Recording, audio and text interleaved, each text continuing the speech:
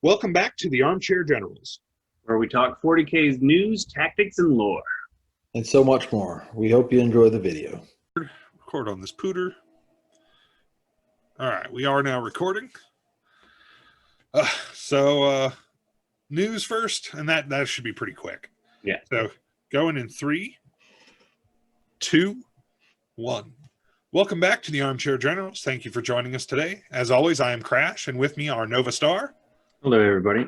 And El Scaccio. Hey guys, how's it going? And we are here today with a little bit of Games Workshop news, talking a little bit about some of the Deathguard stuff that's been revealed, and then a little bit about the video game, which I closed and don't have the title for. Darktide, right? Darktide, thank you. Darktide looks really cool. We're watching the trailer and everything, and I've seen a number of people mention that it looks like Vermintide. I mean, the title is Darktide, so Vermintide with a 40K skin, and I'm here for it. I mean, it's made by the same studio, right?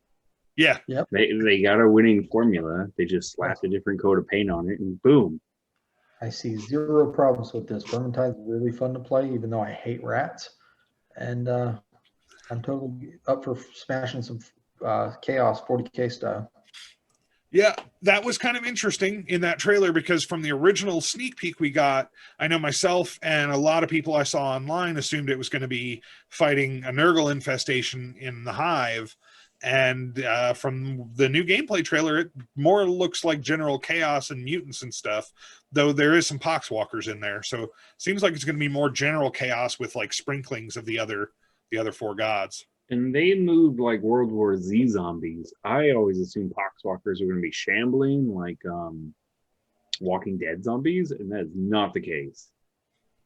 No, that was Night of the Living, or the Day of the Dead remake. Was it Day of the Dead? Land of the Dead? Whatever the remake zombies were in World War Z. Yeah, they were fast. Yeah. I'm okay with this. That's that means they didn't have to change the programming for a game that's already doing well. In Vermintide, the rats and other critters that you're fighting run at you full speed, so that doesn't bug me at all. There's less potential for glitches when they're trying to reskin it to move it to 40K. But also, I mean, if you think about it, poxwalkers on the table, they move way faster than like a 2-inch move, so that I would consider a shambles. So they do have a 5-inch move. You're right. Yeah. So yeah. And as far as programming and stuff, I imagine the engine's been updated from Vermintide 2, but update the engine, add some additional mechanics, and it should launch in a less buggy state than Vermintide 2 at that point as well. Agreed. I know they redesigned the engine from Vermintide 1 to Vermintide 2, and that's why Vermintide 2 launched in a fairly buggy state, but it's shaped up to be a really good game. Yeah, I have Vermintide 2, just haven't played it. Well, Yeah. What do you have it on? Steam? Yes. Then we should play because I have it on Steam. All right. Xbone. I don't know if we can play or not, but we shall try. Armchair Generals Twitch cast. So we are going to play Vermintide. You heard it here first. We're going to do a live stream. Yeah, I definitely foresee the crash. Definitely will be jumping. There are some jump scares that'll get him. Yeah, I don't do horror very well, like at all. I don't play zombie games. You don't want man-sized rats coming out of you from nowhere. But I'll my fear, not his. I'll scream in surprise and fear on camera for views. That works.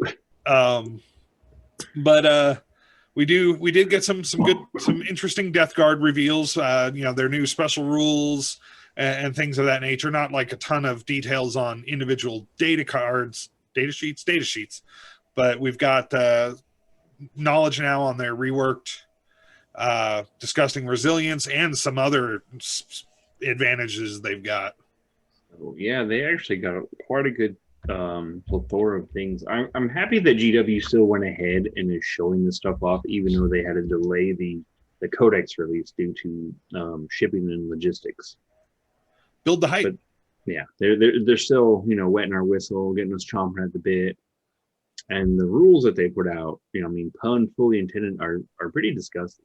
Like, I already see some very nasty combos. Oh yeah. These things will just lay low the foe. So Yeah, I wonder how much. So Inexorable Advance is a detachment ability. So that would not apply to Plague Marines taken in a regular Chaos Force. No.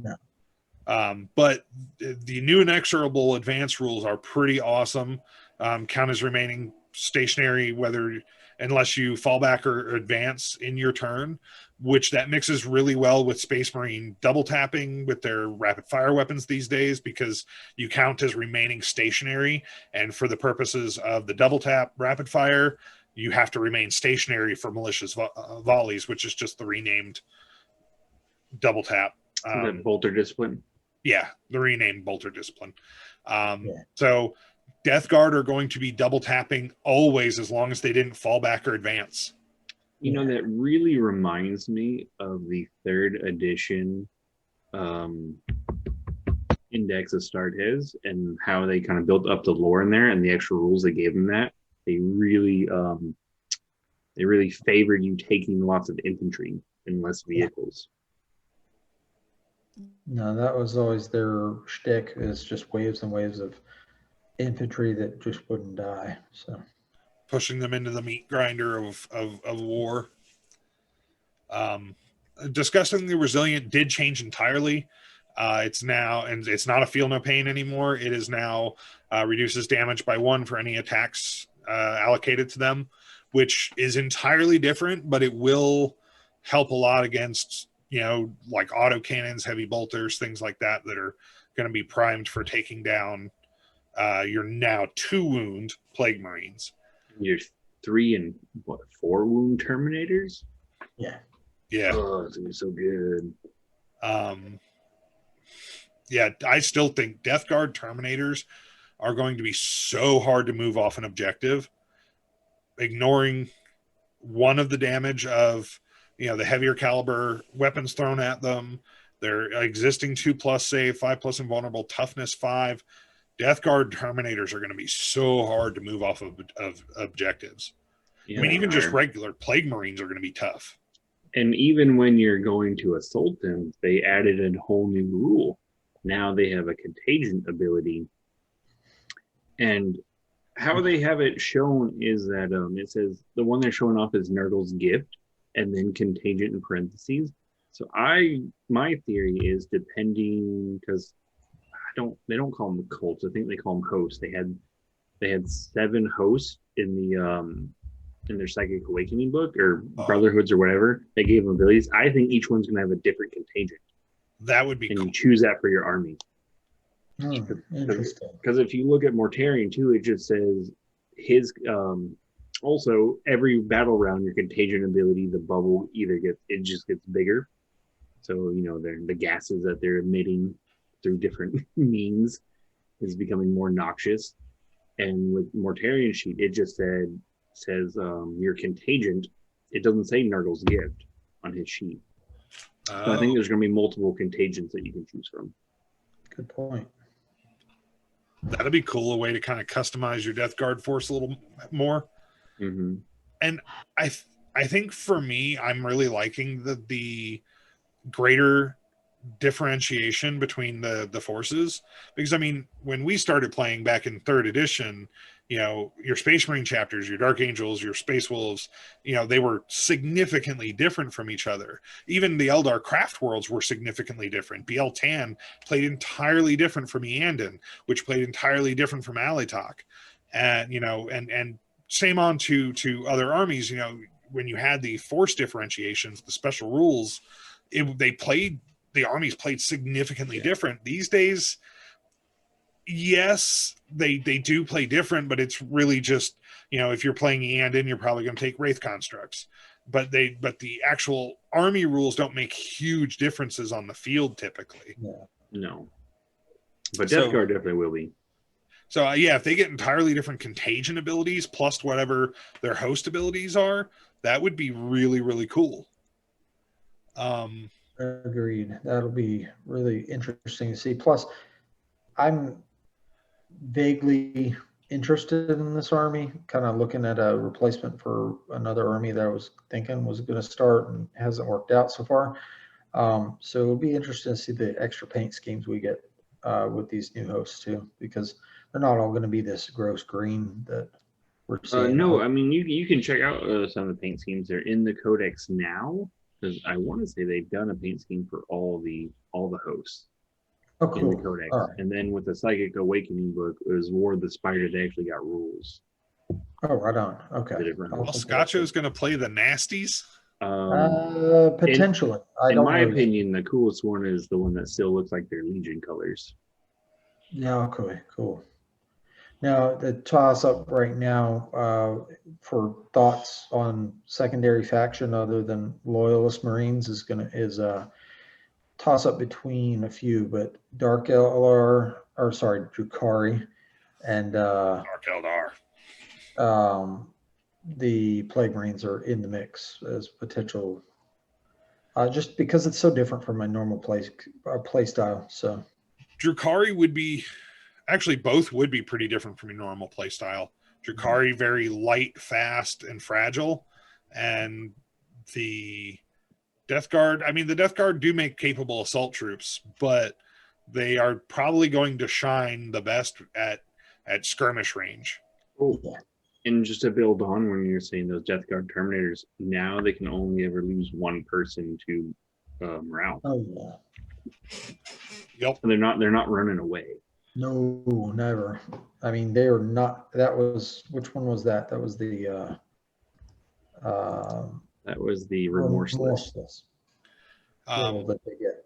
Each time a combat attrition test is taken for this unit, ignore any or all modifiers. So they are going to be really hard to move. I mean, there are no mind games with these guys. I mean, I have yet to be upset at any of the directions they're going with stuff in 9th edition. I mean, Yeah. Necron's got some dynamically different, armies based on the protocol choices and whatnot, and then the dynasty choices. Like some of those dynasty choices clearly lean into a canoptic army, like canoptic spiders and scarabs and triarchs. Well, those aren't canoptic, but some of them clearly lean into a vehicle heavy army. Some they have clear delineations of like these are the kind of units that are going to work really well with these traits, and I really do think it will work very well. And if that's what they're doing with Deathguard, I'm here for it.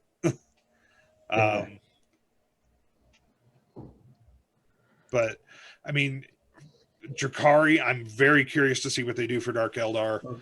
I mean, the previous Dark Eldar traits weren't the greatest. There was pretty much one standout, in the Cabals, with a second one that was pretty good if you built your army a certain way.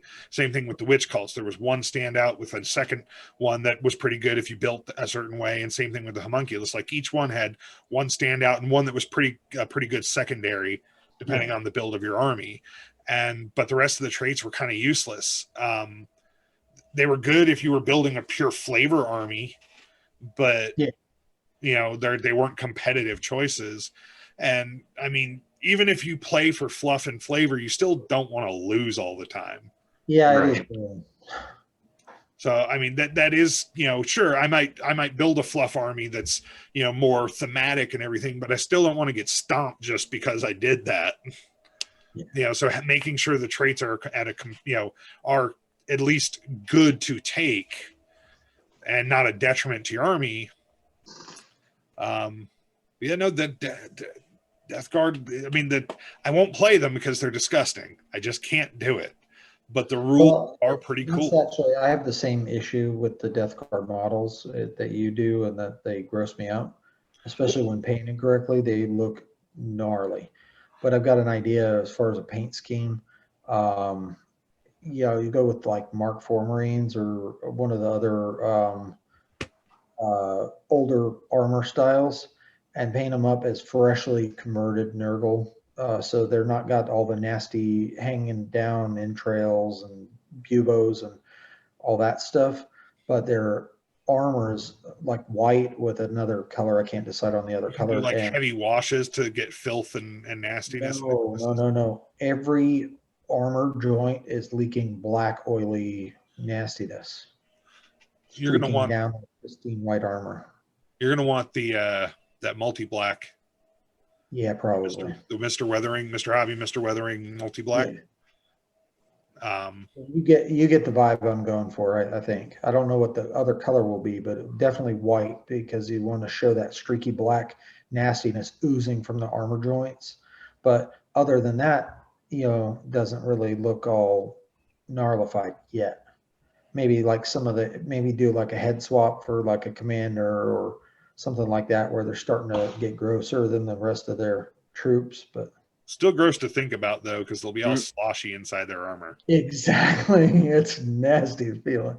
Yeah.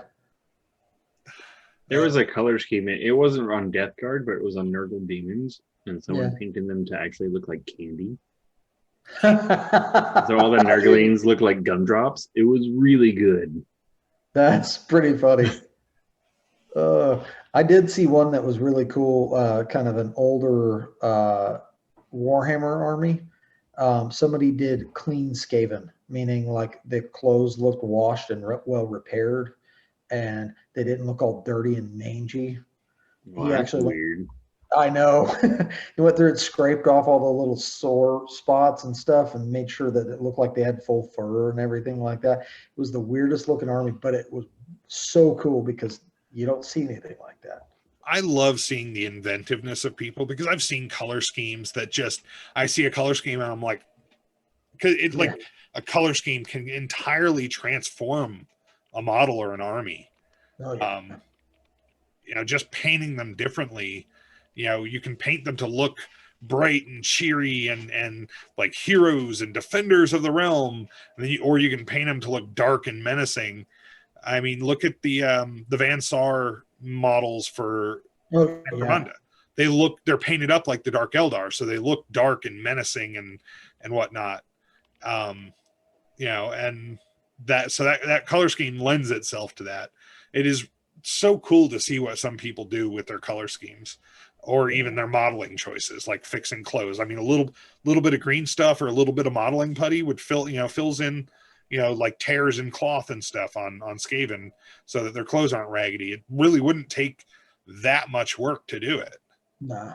But really good too, I will admit. Now, I mean, the clothes still did look patchwork, because there's, they look like they're pretty shoddily put together. So it looked like, but it was like patches of different colored cloth, and it looked clean. It was really weird. But some regular looking wooden shields, like from the Marauders or something like that, would make that nice and clean looking, not all raggedy and stuff. I mean, I think they actually did use Marauder shields for that. And it's something that that in my opinion, at least, we don't see as much as we used to. People really going out on a limb and making their army very unique and cool looking.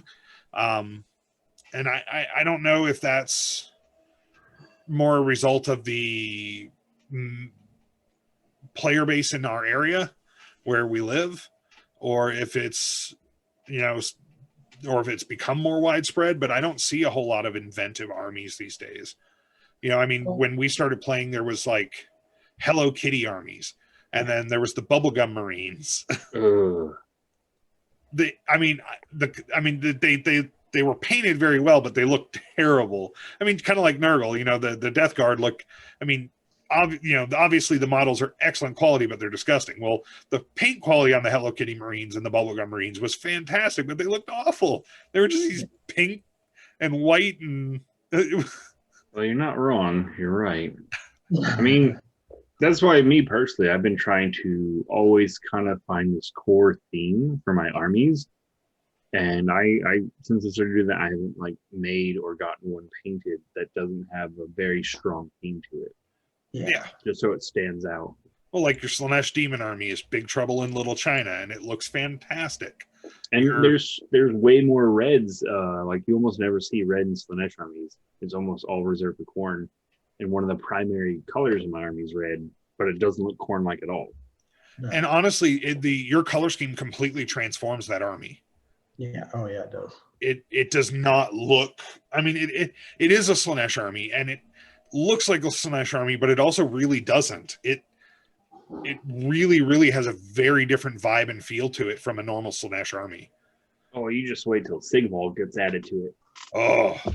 Oh, I can't wait to see Sigval. He's gonna have jet black hair, probably like almost a kabuki makeup face with like red diamonds up and down over the eyes. Nice. And Think of with those like which Link is it? And he it's like Evil Link from one of the games. That's the face that it's gonna be. that could like, and his face is like so smooth and perfect. It would actually be like perfect to paint up as if it was a mask. Oh, I'm a little jealous that I didn't think of something like that first. that's fantastic. Well, his armor is going to be much more of it's going to be like duller and silver. It's not going to be that bright, shiny gold. And then you've got your Ultramarines. Nova's Ultramarines are painted like 3rd edition Ultramarines. I mean, the color palette, everything, like they look like they could have jumped off the pages of a 3rd edition codex. Other than the sheer quality of the paint job, it's improved with.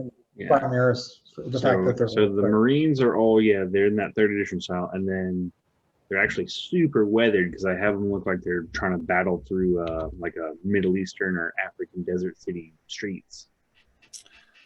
Yeah, I love your Ultramarines. Yeah. The only thing you didn't do was didn't go with them Goblin Green bases. Oh, I couldn't do it. So I couldn't go the full distance. Yeah. But no, your Ultramarines look fantastic. When I do my homage to 3rd and 2nd edition Space Wolves, they definitely will not have Goblin Green bases either because snow. How dare? Well, then you at least have to make the bases white, like. Oh yeah, that totally. Yeah. I can. Do you remember the bases I did for that Death Watch commission? Yeah. Those bases would look really good for your Space Wolves. They would. You're right. So we got rather off track there. Any other thoughts on Deathguard, boys? Definitely making me consider playing them. So keep going, Games Workshop. I like having the thought pattern that maybe I want to start that army. I don't jump around armies as much as Nova does. Not anymore. Okay, yes, I will accept that criticism. Back in the day, El Scotcho had a very, very nasty case of shiny model syndrome. Yeah. But that usually just led to me buying a single model instead of a whole army, though. But for you, it wasn't really born out of, I want to play them because that's the cool, new, best army. It was, I want to play them because I like the lore and the fluff and the theme of that army. You didn't jump to the new hot army that was better because it had better rules. You would you never jumped to Tau, even though when Tau came out, they were really good. Yeah.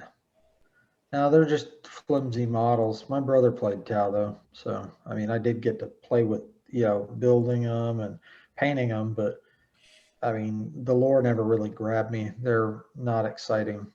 They don't spark that interest. So public service announcement, everyone. Shiny model syndrome is a problem, and friends don't let friends buy models when they're brand new or something. I'm not. Just because it's not worth opening a credit card just to buy new models. No, that would be really dumb. Nova Shiny model syndrome is a serious condition. It hurts wallets the world over. Hey, look, I have my armies on a cycle. They work for me. I'll play them. I'll get them painted. I'll sell them, and I'll use that to seed fund invest a new army. Well, we thank you for joining us today, everybody. for our what was supposed to be a quick discussion on Deathguard news and a little bit of Dark Tide, but veered off into a few subjects. But we ramble as we will. We do thank you for joining us today. If you like this video, make sure to smash that like button, hit subscribe, Smash it. and ring that Astronomican notification bell. Until next time, we've been the Armchair Generals. And remember, say what you like about the 14th Legion. There's no one else I'd rather have by my side in a war of attrition. Ferris Max. Which Legion was the 14th? Deathguard. Play- Oh, Yeah. Deathguard. Apple. Thank you for joining us for today's video. We hope you enjoyed your time with us. If you did, please remember to smash that like button. Hit subscribe and click that notification bell. So you never miss a video from us. Until next time, we are the Armchair Generals.